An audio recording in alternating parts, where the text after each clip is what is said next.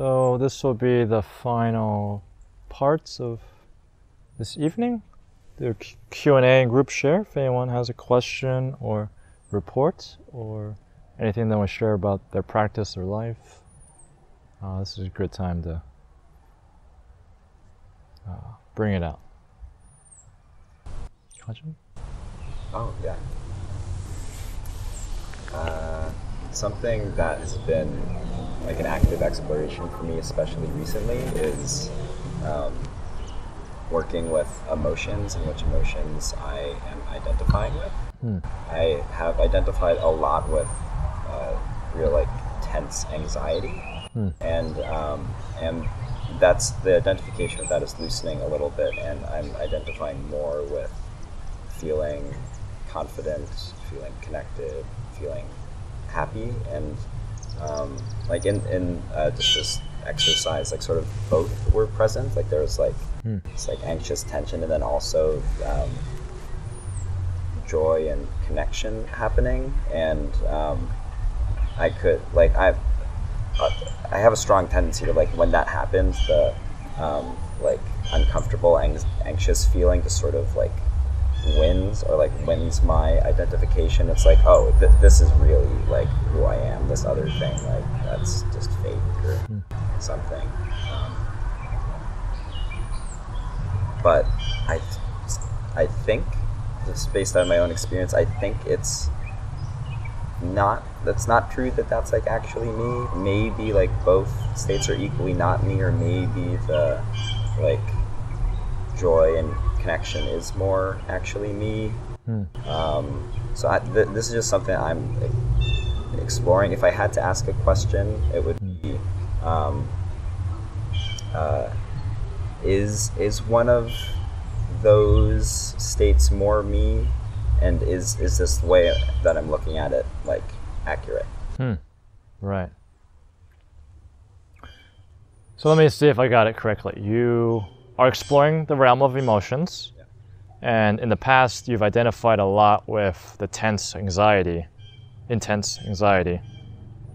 and now you're finding there's more room for joy and connection and happiness, and even in this last interaction you saw that both were present, tense anxiety and happiness and connection, and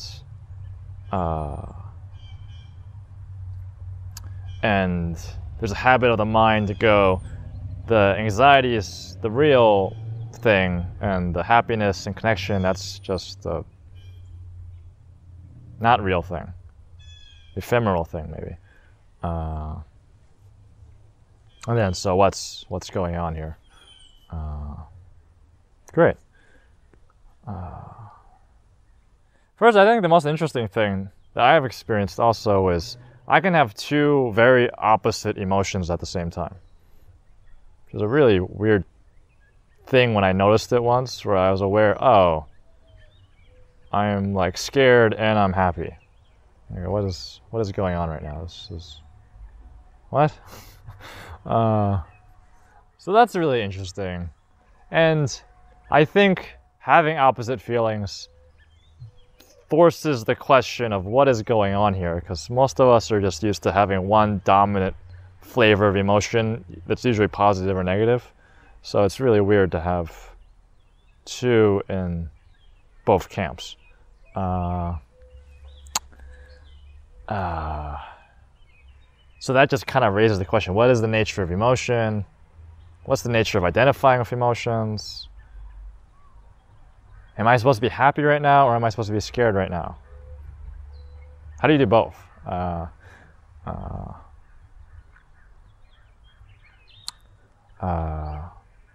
of course, from like a Buddhist perspective, identifying and getting attached to any emotional state has a danger, because it's probably going to change, and when it changes, we might feel terrible. We might lament and grief over the loss of the emotion that we really were grabbing onto. So there's that. And yet also I would say that we want to trade up, as Soryu kind of says in the past, we want to trade up our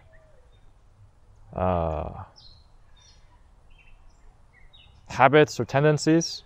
So if I have a tendency to shame myself or feel bad or small or something, maybe I ought to trade up to feeling confident and happy.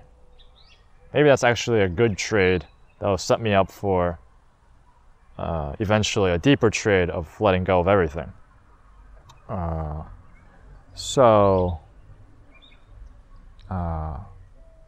Just because everything is conditional and everything changes doesn't necessarily mean that I should stay attached to my default terrible thing.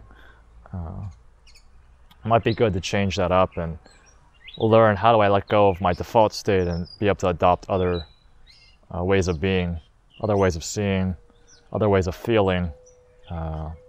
That's really important. And ultimately, I think in the spiritual path, the meditation, what we're really aiming for is less and less fabrication or less and less made-upness. And I would argue that joy and happiness and connection is actually a more natural state that's less conditioned and less made up than feeling alone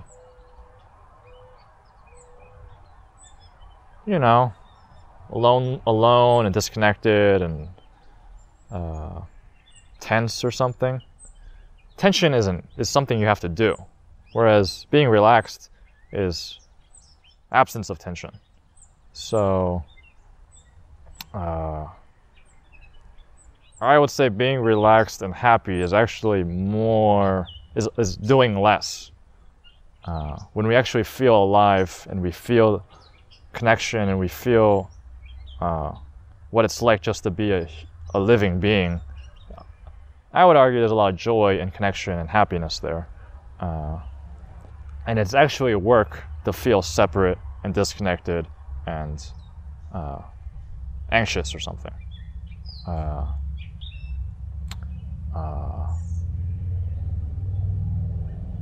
Of course, it's very complex, so it's hard to make any blanket statements. But in general, I would say connection and joy is a lot more natural and feels good, seems to lead to wholesome actions and results. So why not cultivate and become a being that's more happy and confident and connected? I think that's a good thing to cultivate.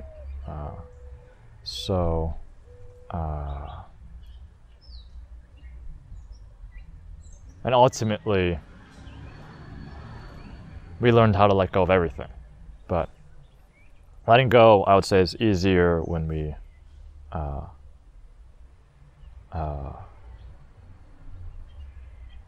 well, this might be controversial, but I had a teacher once that said it takes a strong ego to break through. So it might be good to cultivate a strong ego, because letting go is actually a pretty courageous act. So I would encourage you to go in that direction and feel good, be connected, see what happens. And luckily you live in community, so if it ever becomes a problem, someone will give you feedback and we'll work it out. But we know for sure that feeling stuck and disconnected and anxious is probably not helpful for me or anyone else. So I'm going to work to not do that and be free from suffering. So that's what I got. Anything else? Tanya? I felt like you almost answered my question. I'm curious about a particular aspect of it. I've been reading, I'm like always reading Peace Pilgrim, basically. And came to that part where she talks about thought, the power of thought. You know how she says, if you knew the power of thought, you would never think another negative thought again. And how prayer is a concentration of positive thought, and she, you know, trained herself to be praying constantly. I'm curious if you know of the Buddha saying, like, very explicitly and clearly something about using positive thought, or, you know, valuing positive thought on the path as an intermediary step. Yeah, my memory is not working very good today. So there are two things I remember that's related to what you're saying. So Peace Pilgrim, the amazing American woman in the 20th century who walked across the country many times in the name of peace, and probably one of the most enlightened people in America ever, at least post-colonialism. And so she said that if you knew the power of your thinking, you would never think of negative thought. And yet it seems like in Buddhism, we often say, don't use thinking or something, or stop thinking, follow your breath or something. So what is the role of thinking, positive thinking, maybe prayer in Buddhism, you could say? Which is a complicated question because, of course, Buddhism is a very large tradition covering many thousands of years over a very wide geography. So let's just limit to the Buddha in terms of what we have in the Pali Canon, which some people would say there are other sutras, there are other canons that the Buddha spoke in, but let's just limit it to the Pali Canon, since historically that seems the most accurate version we have. So I think, well, no, now that I'm thinking about it, 3 areas I can think of the Buddha talking about this. One area that I'm not going to remember perfectly is he gives advice to his son Rahula that before you do, say, or think anything, you should consider, is this wholesome or not wholesome? As you're doing something, thinking something, saying something, you should also consider, is this wholesome or unwholesome? What is the intention behind this? And after you do it, after you say it, after you do something, after you think something, you should consider, what is the impact? Was this wholesome or not wholesome? And so we should continually mindfully review our behavior, our speech, our mind, to make sure it's in accordance with being skillful and wholesome. And so that probably involves a lot of thinking, at least sometimes. You know, was the impact good or bad? And sometimes I might have to think about that.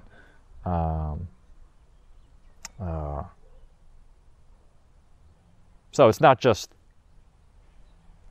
follow your breath or something. There's room for reviewing our behavior, reviewing our lives, and adjusting accordingly.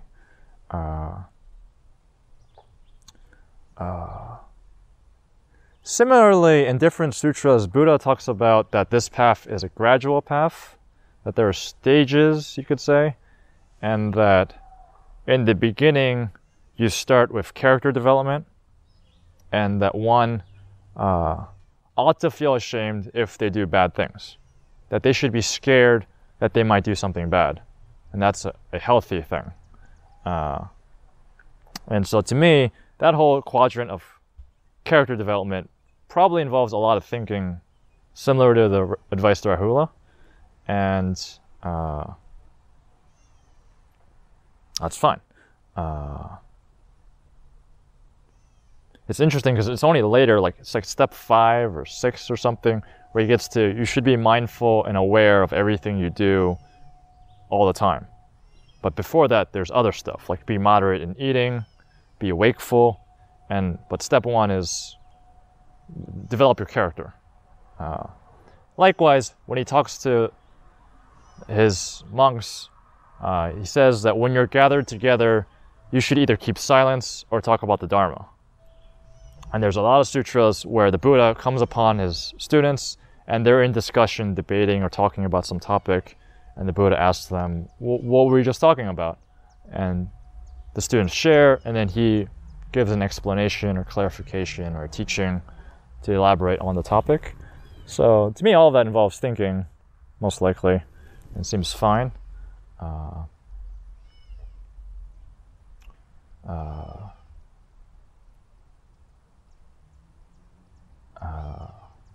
Not to mention, the guided meditation we just did involved some amount of thinking, imagination, bringing the mind, saying certain phrases in order to give compassion or altruistic joy. So even in the technique, there is some level of thinking, and there are different traditions that emphasize mantra practice, similar to Peace Pilgrim, that you should continually be doing a certain chant or a certain mantra all the time. I don't think thinking is necessarily bad in Buddhism or something. It's just it has an appropriate place, and for modern folks like us, we abuse thinking a lot. So when we hear "don't think all the time," I think most of us just take that as "don't think," and then we teach other people "don't think." So now most of us think meditation means "don't think," but I don't know if that's actually. I could be wrong, but I don't know if any legitimate good teacher would claim you should never use thinking.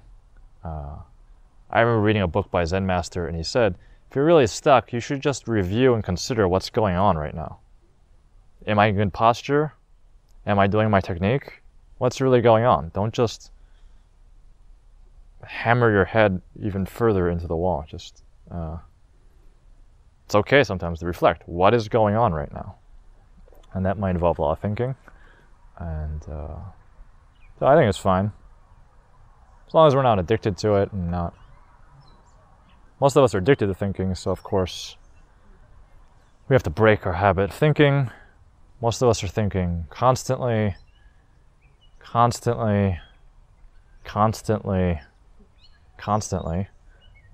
So it's really, I don't want to condone that either, but even when people are trying to not think and are judging themselves for thinking and trying not to think, there's a lot of thinking happening.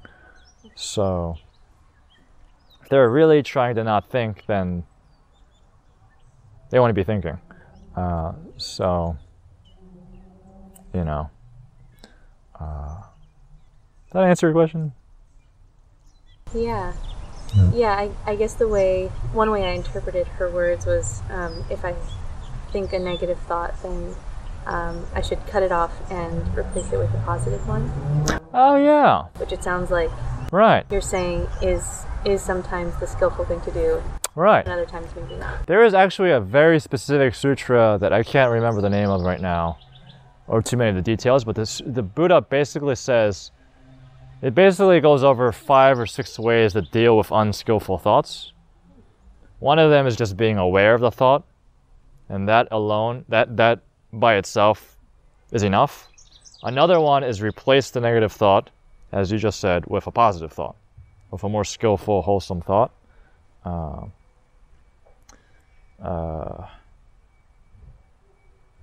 I can't remember all of them, but I remember the last one was beat it down with just force.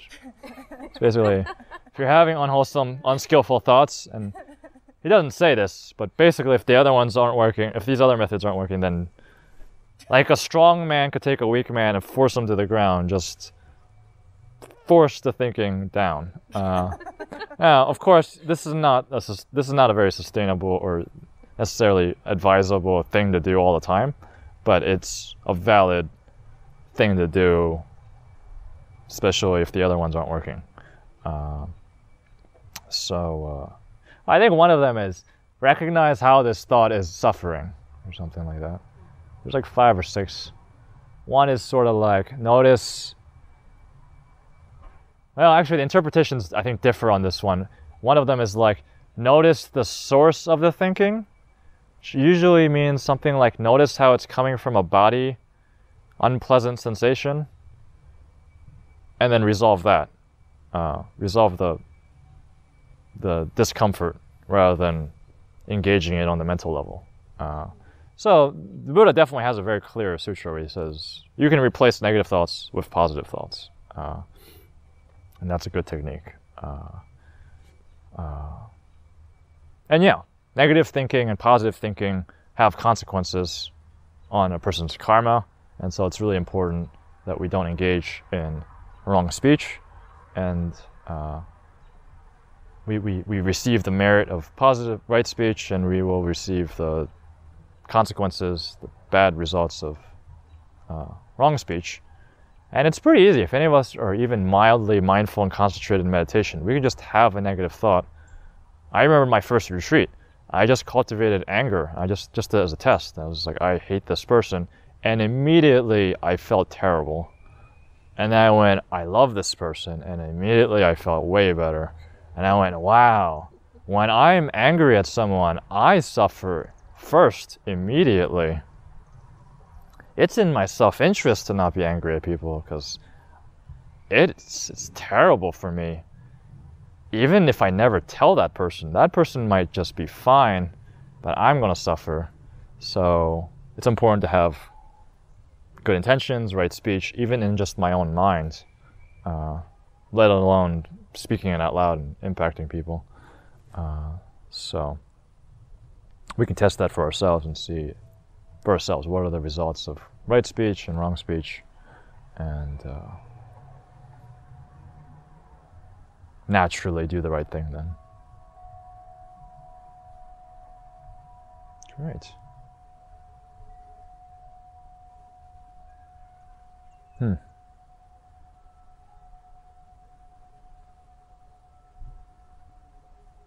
wanted to share something I forgot about in the talk. Is that okay? Okay. Yeah. So one of the things that we know that I sort of touched on, but I touched on a lot of different things, is that Americans and people from wealthy countries, citizens from wealthy countries, especially those with a lot of resources and power, consume a lot. They spend a lot of money, they use up a lot of resources, and they create a lot of greenhouse gases that are destroying the planet, basically. And so we as a civilization need to reduce our use of resources, our output of carbon into the atmosphere. And the most interesting to me is that in the past few months, many of the residents at the Monastic Academy have been doing solitary long-term retreats, including Daniel, who's quasi-famous now, and Tashin and myself went into cabin for somewhere between 2 to 4 months. Each of us were no different. And all three of us hung out afterwards, sat on the couch and talked about our experiences. And I asked them, was this the best experience of your life? And all of them said yes. And I was so relieved because I didn't know what the answer was going to be when I asked it. And because it definitely, this is my second time doing this, and both times was definitely the best experience of my life. Also some of the hardest and most painful, but also the best experience of my life. And so it's kind of gratifying and validating that they also said that. And it's a mystery because, to me, we were in a small little cabin, consuming a little bit for sure. We had heat and we got food from the community, but otherwise not consuming that much relative to what I consume even right now. And that experience was the best experience of my life. And so I say that because I want to stress that this sense of relinquishment, of living simply, of living in connection with community and nature, being virtuous, learning how our minds work. I think something in the culture for most of us, relinquishment or renunciation or surrender or sacrifice sounds like a bad thing that we have to do out of duty, and it's a burden, it's an obstacle, but we're supposed to do it even though it's unpleasant. And if that is true, then we're kind of screwed, because how are you going to get enough people to want to suffer like that? But in fact, as all three of us had the same experience, that living so simply, so cheaply, eating just rice and beans and some vegetables, some fruit, sometimes some cookies and stuff, someone gave us a treat, but living really simply, not buying any new computers, any new clothes, not traveling, just being in nature, meditating, was the best experience of our lives, and we probably used much less resources than the average American person, at least, and it was a good experience. I wish everyone had that experience because it's so good, and then we come out and we say, wow, I don't want to lose that simplicity, and the world is trying to get me addicted to all kinds of stuff that actually is just like junk food. It's not very satisfying, doesn't provide real nourishment. There's something that is more nourishing, that is actually cheaper. It uses less resources. And there's a huge system in place to make us not believe that and get us addicted to all kinds of stuff that actually is not fulfilling or satisfying. And so I don't know how I can convey that to people, but this theme that it's emerging in a lot of my talks is that the renunciation and relinquishment is not a burdensome experience. It is blissful and connecting and happy and peaceful, and it's good for the planet. It's good for us. It's good for others. And so it's possible. You can be so grateful and so happy and so relieved that it's possible, because if all of us need to reduce our resource expenditure, the use of all the resources we're doing right now,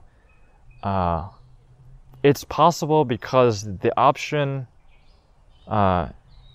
is available to be more happy, to be more connected, to be more healthy and whole by doing less, by letting go and giving up what we own and addicted to. That's possible. And so it's one of the few things that gives me hope and optimism that we could actually change the course of the planet, because it doesn't have to be a huge fight where we're forcing people to be less happy in order to save the planet, but actually we're asking people to be more happy and save the planet. So I want to make sure I got that across, because it's important. Thank you, everyone. It's been really nice.